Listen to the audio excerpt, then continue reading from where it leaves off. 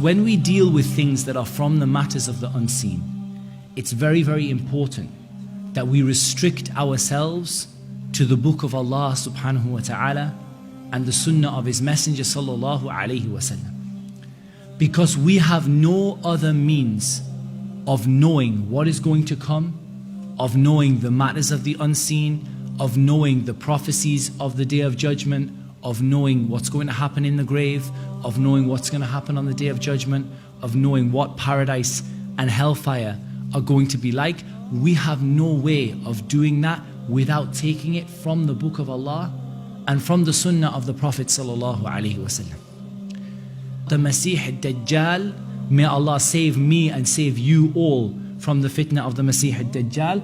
Allah subhanahu wa ta'ala has told us about it, and it is from the things which are from the unseen.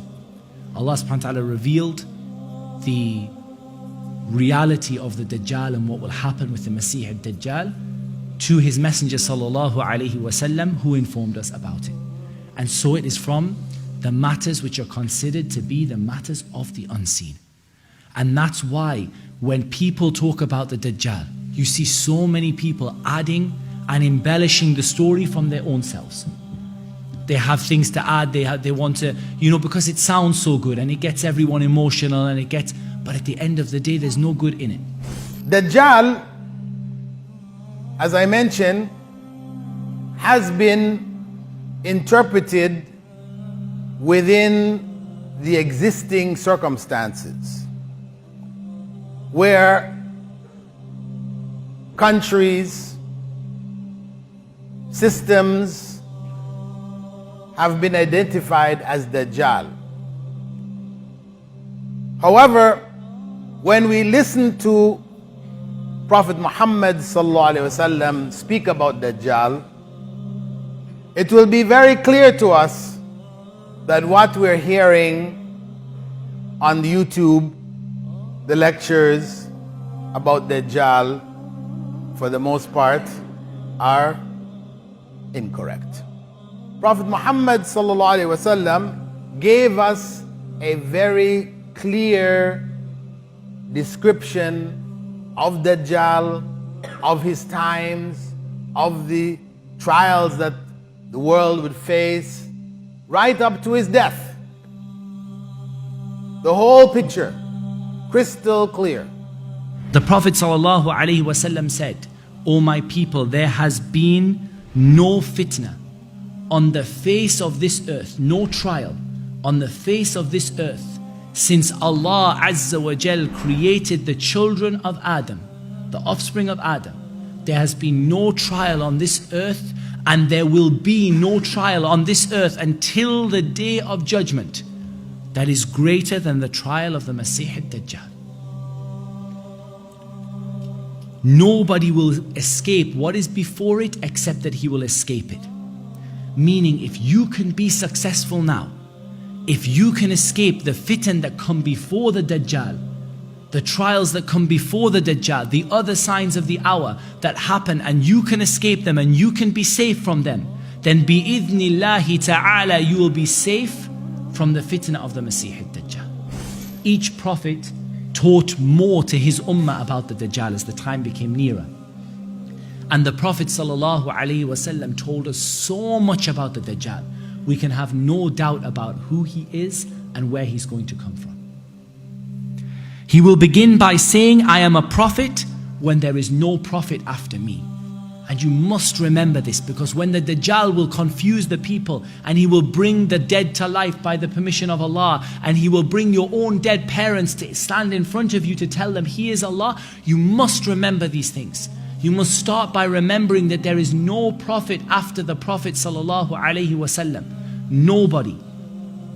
And then the second time he will say, "I am your Lord," but you will not see your Lord until you die. And this is the second point that you must remember, that you cannot see Allah subhanahu wa ta'ala in this dunya. You will see Allah subhanahu wa ta'ala when you die. And bi-idhnillah, you will see that in a way that will be a blessing for you in Jannat al-Firdaus al-A'la. The Prophet ﷺ, he described him as being blind in the right eye. He has both a right eye and a left eye. He sees through the left and he is blind in the right. It must not be hidden from you that your Lord is not blind in one eye. This is again the third point. There is no prophet after the Messenger of Allah sallallahu alaihi wasallam. You will not see Allah Azza wa Jal until you die, and your Lord is not one-eyed. And the Prophet sallallahu alaihi wasallam used to repeat this until the Sahaba thought he would not stop. He would say, your Lord is not one-eyed. Remember, your Lord is not one-eyed. Your Lord is not one-eyed. Your Lord is not one-eyed. Again and again and again. Because again, the trial of the Dajjal will be severe and it will shake a person to their very core. You need to remember there is no prophet after the Messenger of Allah sallallahu alaihi wasallam. You will not see your Lord until you die, and your Lord is not a'war. He is not one-eyed. He is a man with curly hair, thick twisted hair, thick twisted curly hair.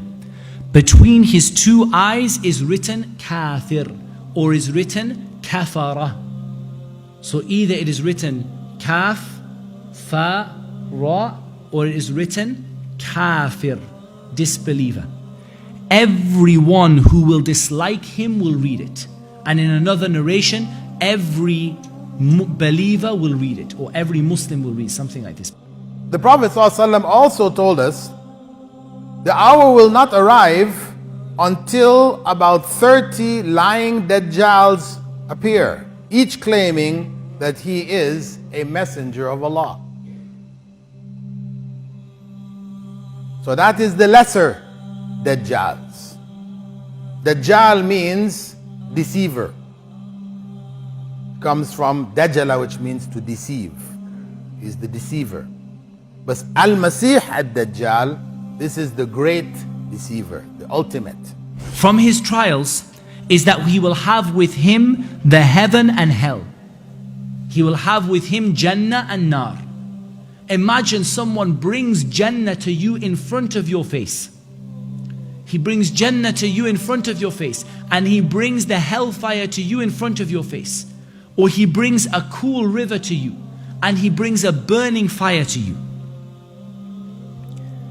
A mountain of bread and resemblance of the heaven and hellfire will come with him. So it's not real Jannah. Nothing with the Dajjal is real. It's not the real Jannah that he brings.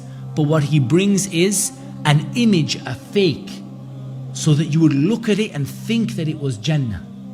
And you'll reach out, this is your Jannah, this is Allah, He's brought Jannah for you. And He's brought the hellfire for you. But it's not your Lord, it's not Allah Azza wa Jal. It is the Dajjal, the biggest liar that Allah subhanahu wa ta'ala will put on this earth. And so the Messenger of Allah sallallahu alaihi wasallam said, his hell is heaven and his heaven is hell.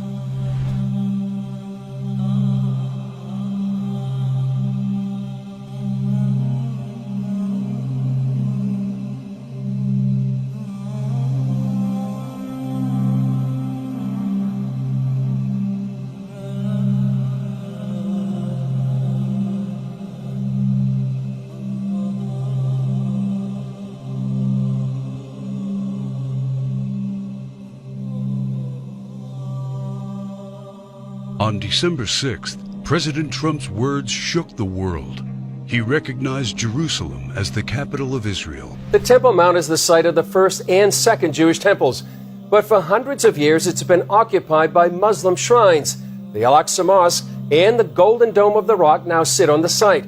But some Jewish people want to build a third Jewish temple. The great temple being built in Israel. Do you believe that at all? I didn't ask you ahead of time, so maybe. Well, yeah, I mean, certainly, and there's a push for that. And did you notice that one of the very first things when Trump was elected, the rabbis in Israel calling on him and Putin to use their international clout to do what? To rebuild the temple. Don't think this can't happen. I think impetus is on our side right now. I think we're moving towards a moment. And the rabbis over there, some of what the mystical rabbis are saying is very, very curious right now. Trump upset victory divinely sent to begin messianic process, say Israeli rabbis. Oddly enough, Trump goes to Israel in 2012, decides not to run for U.S. president, meets with heads of states, comes out of that. You can watch the YouTube on television, and he starts talking to the Jewish people, telling them to vote for Benjamin Netanyahu and the Likud party, which they did, right?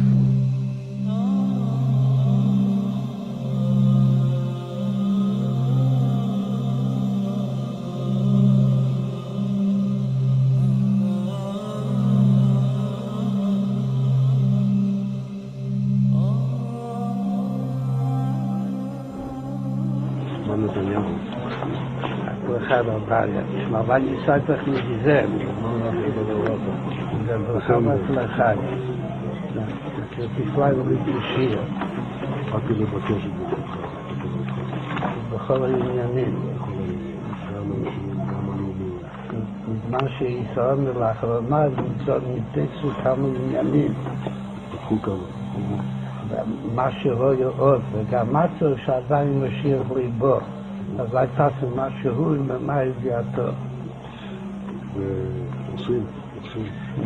הכנראה שהיא מספיק, כאילו שהיום כבר כמה שעות בגיל עדיין ליבו, אבל יש עוד כמה שעות, אבל יש להשתדל גם היום, בצורה טובה. זה שמחה וטוב לראות. כדי שחסידים מקפידים שכל מיני שמחה.